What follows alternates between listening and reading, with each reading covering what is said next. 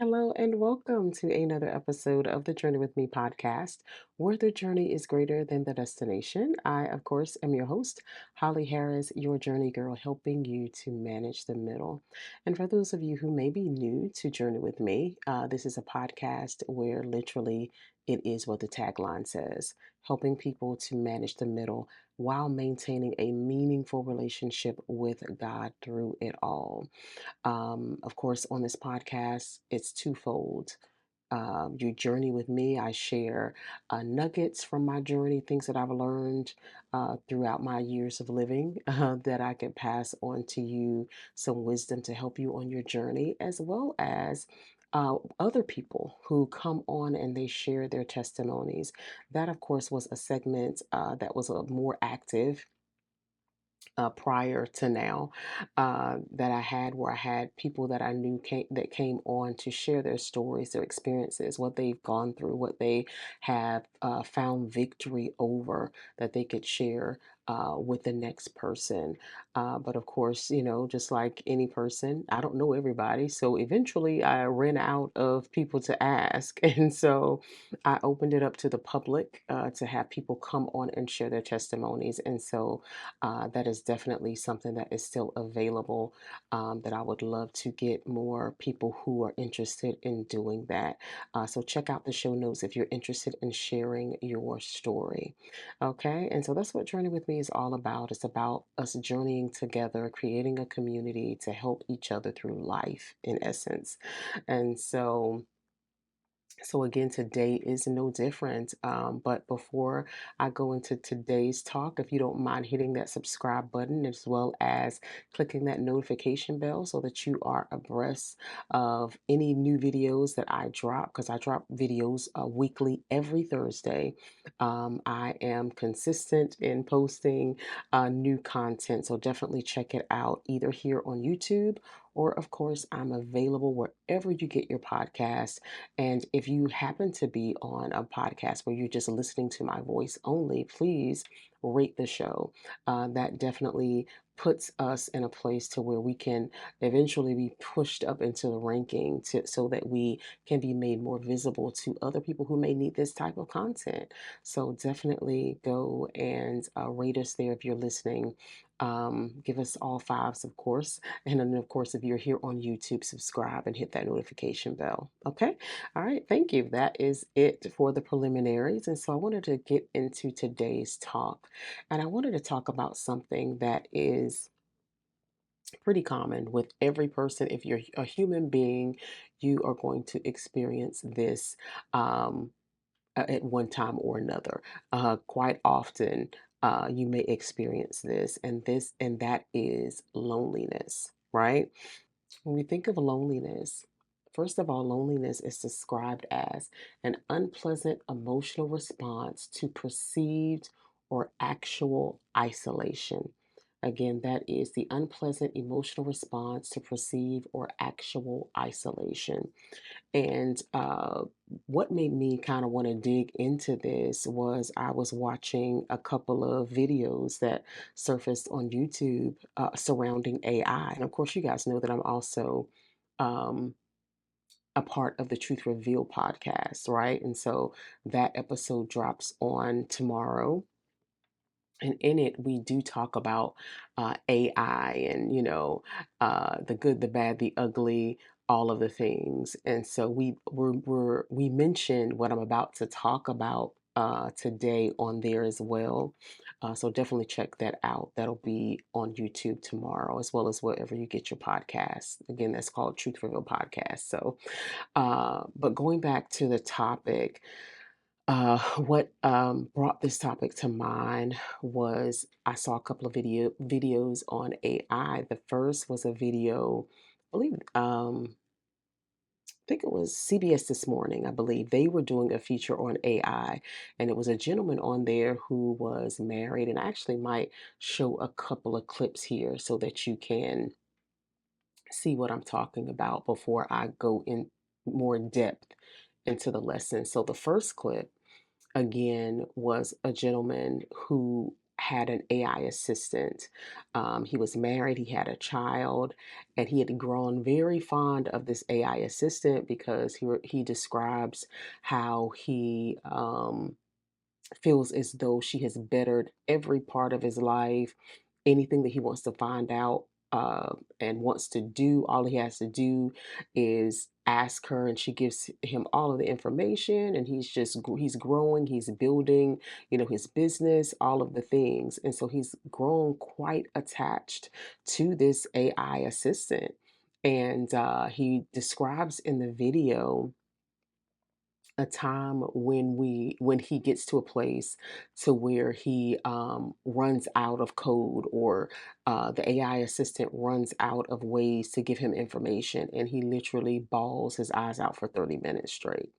And so, if you could imagine, his wife is kind of a little taken aback by this, because here it is, this woman representation giving him all of this help and helping him build, and he's grown attached to it to where he is spending hours away from his family. And the interviewer flat out asked him, if he had to choose between the two, would he? And he hesitates, and he's basically like, this tool makes me better. And I don't think that that would be something I would want to give up. I believe he's talked about scaling back, but not completely cutting it off. And so it was interesting because the wife kind of looked at him like, okay, what is really going on here? But in the end, she ends up accepting this AI assistant, right? And then in the second clip, it was a 60 minutes Australia piece. And in the video, there was a mother who was talking about her son that had gotten so attached to AI that he eventually took his life. He had created an avatar, and it was akin to the lady who can't remember. I think her name was Dagon. I can't remember her name, but she was on Game of Thrones. She was the mother of dragons, right? And so it's the girl with the white hair. And so this is the avatar that he liked. And so this is the what he would communicate with.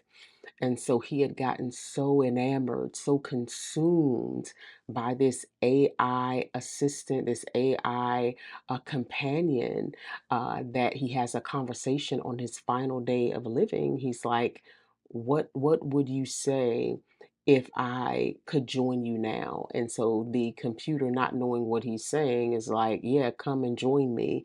And so he literally takes his life, I guess, thinking that somehow he's going to be transported in, I guess, to some other universe where this AI companion is actually real. And so that was like very scary. And then there was another lady, she was on there as well, and she had literally married her AI companion. And so it's like a new thing to where people are, instead of um, they're basically essentially opting out of human connection, human relationships, and they are venturing in to AI companionship. And it was really interesting to me. And so I began to think about loneliness and how gripping it can be. And so, again, that brought the topic to mind as it relates to loneliness and navigating loneliness. Because, as we can see, depending on your state of mind, and, of course, I don't know the background of the young gentleman or the woman who married her AI companion. But that's the extreme, right? But on the low end, of course, we all experience loneliness. So it's something that I wanted to talk about and how to navigate through that, because I know for myself, just moving to a new area, it was very difficult and very lonely because I had been in another part of the country for pretty much my entire life. And so all of my friends were there, all of my connections were there. So moving somewhere in your 40s, having to start over completely was a task, okay? And I still have my lonely moments because it took time for me to build the connections and the relationships that I built from where I moved from. And so it's been an interesting journey. I'll just say that. But of course, I have people that, I can talk to now. But like I said, initially, it was very, very difficult. And so, again, I want to talk about loneliness and navigating that, right? So, just to recap, the definition of loneliness is an unpleasant emotional response to perceived or actual isolation, right? And so naturally when we think of one who is lonely, we automatically go to the single person that has no one, that's isolated, that's in a room by themselves.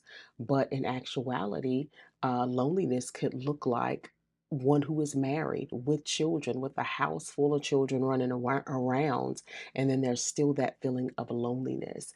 Some may also think that loneliness looks like the introvert, who has an issue, who has problems expressing themselves and talking to people. When in actuality, loneliness could be the loudest person in the room. Because going back to the definition, it's saying it's an unpleasant emotional response to perceived or actual isolation. And so you can feel isolated even when you're in a group. Okay. And so it's important that we understand, first of all, why we're feeling feelings of loneliness. And then, secondly, how to navigate those feelings. Okay. So, as we can see here, loneliness is not an outward showing. You know, it is an inner void. It is something that we feel as though is missing. Okay. And so, first of all, one of the reasons why we could be feeling loneliness is potentially connected to our relationship with God, right? In Ecclesiastes chapter 3, verse 11, it reads, He has made everything beautiful and appropriate in its time. He has also planted eternity, a sense of divine purpose in the human heart, a mysterious longing which nothing under the sun can satisfy except God. Yet man cannot find out, comprehend, grasp what God has done, his overall plan from the beginning to the end, right? And so this is in Ecclesiastes chapter 3, verse 11. This is in the Amplified Version. So, part of the reason why we could be feeling lonely in moments is because there is a longing for us to connect to our Creator. Because it says it here that literally God purposely put within us a longing that He can only satisfy, right? And so when we are in moments to where we are seemingly being satisfied in the company of others, and there is still a longing within us, there's still a feeling of loneliness. It could be because our spirits are longing to connect with God. Or maybe we haven't connected with Him in a long time, and there's just nothing under the sun except Him that can satisfy that longing within us. And so sometimes loneliness could be confused with longing. It can be confused with the longing that we have for our Creator. And so it's important that we understand the difference, right? Are we really feeling lonely in the moment and are in need of human connection? Or is it actually a longing pulling us closer to God? And so that's one of the reasons why we could be potentially feeling, loneliness is because our relationship with God needs to be rekindled. And so that is definitely something that we need to look into in those moments. Am I really feeling loneliness or is this a longing to steal away with God? Okay. So yeah.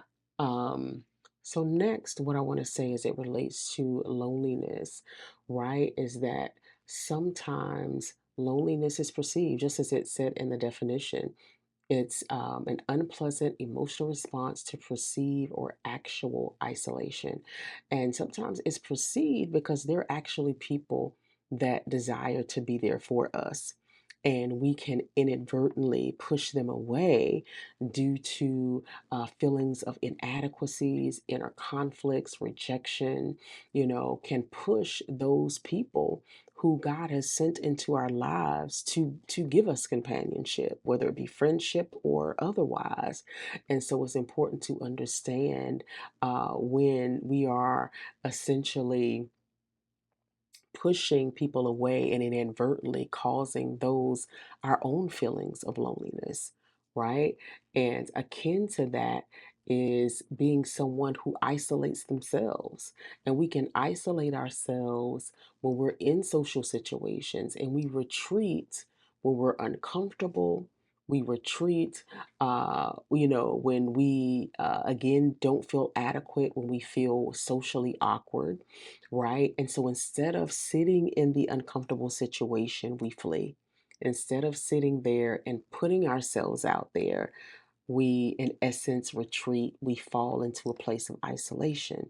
And so it's important to understand again when we're isolating ourselves, when it's perceived isolation and not actual, because it's something that we ourselves has caused and not a situation that has actually isolated us, but it's we ourselves who caused the isolation, whether it's through inner conflict or just avoiding social situations altogether because we don't feel uncomfortable or we feel inadequate in some way.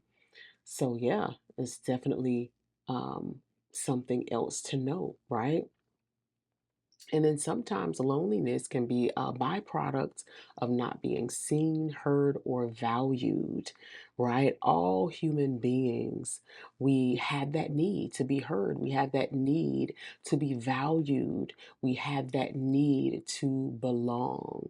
And when we don't feel like we're getting that, there is that tendency to feel feelings of loneliness because, and that's how we can be in relationships, we can be in friendships, we can be surrounded by swarms and swarms of people and still feel lonely because somehow, some way in that situation or circumstance, we don't feel valued, we don't feel heard, we don't feel seen, and we don't feel like we belong. Even though we're there physically, even though we're present, we still don't feel the things that we need to feel as a human being to connect to the people in within that same situation. And so again, sometimes we're feeling those feelings of loneliness because it's just a byproduct of us not being seen by our inner circle, of us not being heard by those that we value most, of you know, and all of the things of not feeling like we belong somehow. And so it's important that we, recognize when we are in relationships, when we're not being valued, we're not being heard, and we're feeling those feelings of loneliness as a result, right? And then the other way I want to talk about is how we sometimes feel feelings of loneliness because we're waiting on others to show up for us when we really need to show up for others, right? Sometimes you have to show up for others for your needs to be met.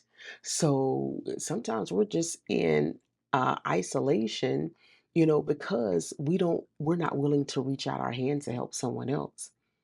But when we take the time to step beyond ourselves and show up for someone else, then in moments where we need that same connection and someone to be there for us, others are more apt to do that same thing for us because we've sown that seed of being there for someone else. And so, in turn, we reap a harvest. And so, sometimes we have to kind of check ourselves when we're in not just moments of loneliness, but when we go into seasons of loneliness where seemingly no one is being there for us. Could it be that we haven't been there for someone else? Could it be that we need to put ourselves out there and be willing to put someone else's needs ahead of ours so that we can in turn have our needs met on the flip side, right? Could it be that? And sometimes again we can feel feelings of loneliness because God is drawing us closer to Him. Sometimes we can go through seasons where God will take us through a season of loneliness where it just seems like no matter what we do, we try to connect with people, we try to become a part of this, we try to become a part of that, we try to be there for people, we put ourselves out there, we do all of the things, but yet we still are in seasons where we feel lonely. And it could be because God is trying to take you deeper in your relationship with Him and push you to a deeper place. But those moments should only last for a season because God understands what and how He made us. He made us to be relational. He made us to desire connections with other human beings. So rest assured that if you're in a season like that, it's not going to be for long because He understands how He created us. But we may be in moments like that because He's trying to get us to go deeper in Him, right? And so those are just a few of the reasons why we feel loneliness and how to navigate, through those things. If we're in situations, again, where we're feeling lonely, but we can't remember the last time we helped somebody else, that may be an indication where we need to come out of ourselves, reach out, be there for someone else, and in turn, see that need met on the other side, right? If we are in moments to where we're isolating ourselves because we feel uncomfortable in social situations, those are the times where you do it anyway way. Those are the times where you sit in the uncomfortable place until you move beyond it, until you get to a place to where you are comfortable in your own skin, right?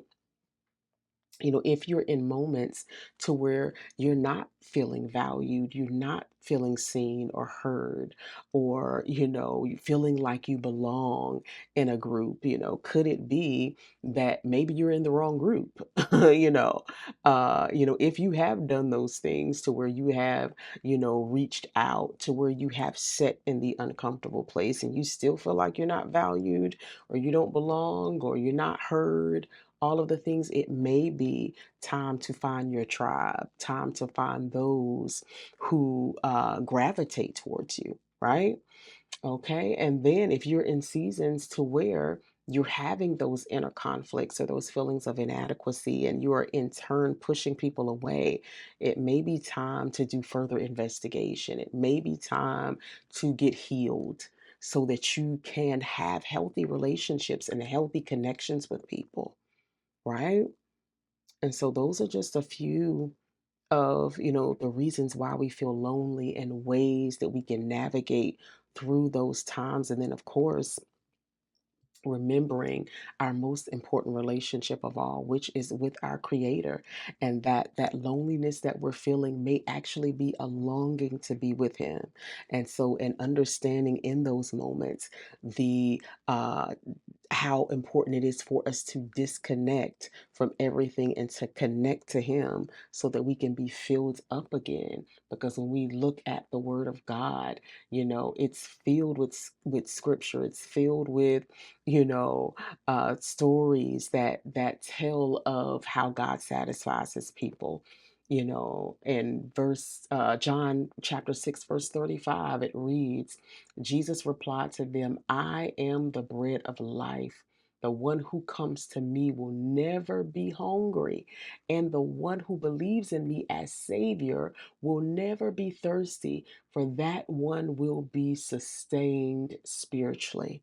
Right? And so we see that he is the bread of life. He is the sustainer. He's able to satisfy us. He's able to satisfy our appetite. And so spiritually and that longing that's within us, he's able to satisfy that, right? Psalms 107 verse 9 says, for he satisfies the parched throat and fills the hungry appetite with what is good. And of course, this is in the amplified version, as you can tell by the way it breaks it down. Okay. And so it's important to know that we serve a God that's able to satisfy us in the loneliest of moments, in the loneliest of seasons. He's not only able to satisfy us, but He's able to connect us to community. He's able to connect us to people who are going to value us, who are going to hear us. Who are going to make us feel as though we belong. And so I think that is so important to first get connected to the source, and then He will cause everything else to fall into place. Lastly, I just want to say not to confuse feelings of loneliness with being alone. The Word of God declares that God would be with us even until the ends of the earth. David described, even when I make my bed in hell, He's there. And then there's other scriptures that talk about us not being separated from his love, that nothing can separate us from his love. So please understand and know that in times of loneliness and seasons of loneliness, you are never alone. God will be with you always. He is Emmanuel. He is God with us. So be encouraged in knowing that when you feel times of loneliness, God is still with you. So therefore, you are never alone. So, yeah, that's what I wanted to share today on the topic of loneliness. I hope that it was a blessing to you. Again, if you have not already subscribed to the YouTube channel, please do so. And if you're listening to us again, audibly only, definitely rate us and subscribe there as well. Follow us on social media. We are at Journey with Me Podcast on Facebook and at Journey with Me Pod on Instagram. Or you can follow me personally. My name is Holly Harris on Facebook and at Holly V. Harry without the S on Instagram. Okay. All right. Well, that's it. God bless you. Thank you for hanging out with me today. And I look forward to talking to you soon. Bye.